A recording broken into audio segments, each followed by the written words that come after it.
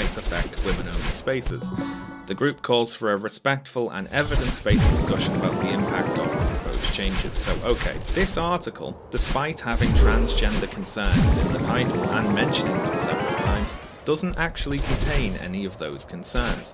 It just alludes to the fact that there are concerns that exist, without saying exactly what they are, and this should be a red flag.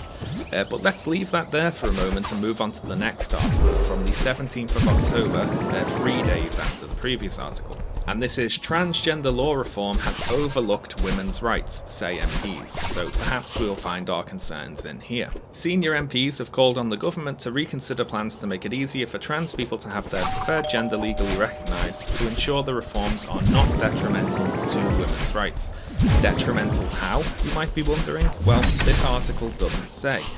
The MP for Lewes, who sat on the inquiry, said she was writing to the Minister for Women and Equalities, Penny Mordaunt, to ask her to extend the consultation on the Gender Recognition Act to ensure that women's voices were heard.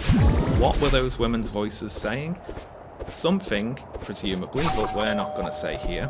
She said MPs should have more time to assess the concerns of women's groups about the